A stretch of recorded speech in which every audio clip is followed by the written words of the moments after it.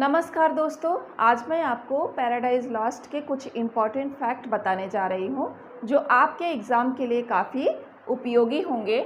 आइए देखते हैं पैराडाइज लॉस्ट क्या है। एक एपिक पोएम है और ये लिखा गया है ब्लैंक वर्स में और मीटर है इसका आयम्बिक पेंटामीटर। ठीक, John Milton started writing in 1658। John Milton ने पैराडाइज लॉस्ट को लिखना शुरू किया था 1658 में और कंप्लीट किया था इसको 1665 में और पब्लिश कब किया था 1667 में, वो भी केवल 10 बुक के साथ में।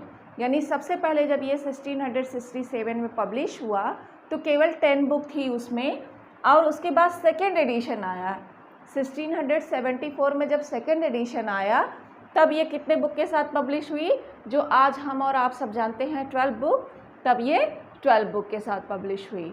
ठीक है, by the splitting book 7 and 10। Splitting माने बुक नंबर 7 से और बुक नंबर 10 से कुछ भाग को काट छाट के इधर उधर करके उसके बाद फिर 2 बुक और तैयार किया जॉन मिल्टन ने, फिर उसके बाद 10 से 12 बुक हो गई। ठीक है, तो यानी पैराडाइज लॉस्ट 2 बार पब्लिश हुई। एक तो पब्लिश हुई 1667 में 10 बुक के साथ में और दूसरी बार पब्लिश हुई 1674 में 12 बुक के साथ में। ठीक है, अगला देखिए, Milton wrote it in the style of Virgil's Aeneid. Milton ने इसको पैराडाइज लॉस्ट को लिखा किसकी स्टाइल में, किसके मैनर में लिखा, वर्जिल के एनीड के स्टाइल में लिखा था। Milton wanted to write on King Arthur, but at last he decided to write on Fallen of Man।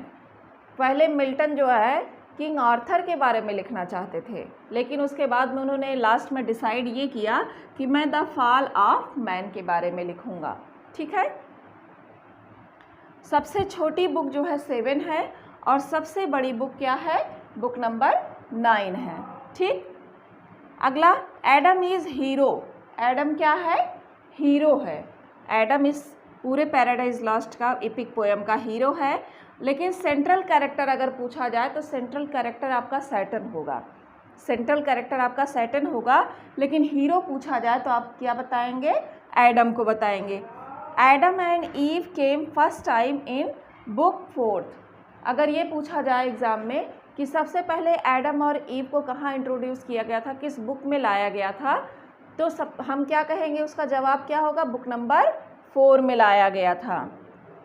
बेल्जिबब, थामूज, मोलैक, बेलिल are the fallen spirits. ये सब क्या हैं, बेल्जिबब, थामूज, मोलैक, बेलिल, ये सब जो है दुष्ट स्पिरिट्स हैं, दुष्ट स्पिरिट्स हैं, फॉलन स्पिरिट्स हैं, है ना। द ऑलमाइटी यानी God, Raphael, Michael are angels. Angels माने जो अच्छी आत्माएं होती हैं उन्हें हम क्या कहते हैं, एंजल्स कहते हैं। ठीक है, बाकी थीम क्या है आपकी जो पैराडाइज लॉस्ट की है, बिब्लिकल कह सकते हैं, हेब्रोइक कह सकते हैं या क्रिश्चियन कह सकते हैं। आपके एग्ज़ाम में तीनों में से जो भी आएगा आप उस पर टिक कर दीजिएगा। ठीक है, अगला देखिए, the epic is full of autobiographical notes. ये जो एपिक है ये पूरी तरह से ऑटोबायोग्राफिकल नोट्स पर आधारित है मिल्टन की। कॉलरिज ने कहा भी है कि John Milton is in every line of Paradise lost. Coleridge ने कहा कि जॉन मिल्टन जो है पैराडाइज लॉस्ट की प्रत्येक लाइन में मौजूद हैं, यानी उनके जीवन से ये पूरा पैराडाइज लॉस्ट जुड़ा हुआ है। In the character of Satan, Milton has expressed his own pride, temper, love for liberty, defiance of authority and heroic energy. Satan के कैरेक्टर के रूप में मिल्टन ने अपने अहंकार, अपने स्वभाव और अपनी प्रेम जो है आज़ादी के प्रति और अथॉरिटी के प्रति, अधिकारी वर्ग के जो अवज्ञा है उनके प्रति अवज्ञा इन्होंने व्यक्त किया है। हीरोइक एनर्जी के बारे में उन्होंने बताया है पैराडाइज लॉस्ट में। ठीक है, पैंडेमोनियम क्या है, सैटन्स पैलेस है। पैंडेमोनियम सैटन का महल है जहाँ वो रहता है। मैथ्यू अर्नाल्ड ने मिल्टन के स्टाइल को कहा है कि ग्रैंड स्टाइल। मिल्टन के स्टाइल को मैथ्यू अर्नाल्ड ने ग्रैंड स्टाइल कहा। The copyright of Paradise Lost was sold to Samuel Simmons in only 28 pounds. इतने अच्छे वर्क के लिए कॉपीराइट जो बेचा गया था सैमुअल साइमंस को, दूसरी एक प्रति जो बेची गई थी, उसके लिए केवल सैमुअल साइमंस ने 28 पाउंड्स ही पे किए थे। पैराडाइज लॉस्ट बुक फर्स्ट में Satan is compare to Leviathan. Paradise Lost book first में सैटन को तुलना की गई है लेवियाथन से। In Paradise Lost freedom of will doctrine is found. और कौन सी डॉक्ट्रिन पाई गई है पैराडाइज लॉस्ट में? फ्रीडम ऑफ विल, यानी हम जो चाहते हैं उसे करने की आज़ादी। वही तो काम किया था ईव ने। फॉरबिडन ट्रीज क्या है? ट्री ऑफ नॉलेज है। पोएट इन्वोक्स, पैराडाइज लॉस्ट को लिखने के लिए पोएट ने क्या इन्वोक किया था?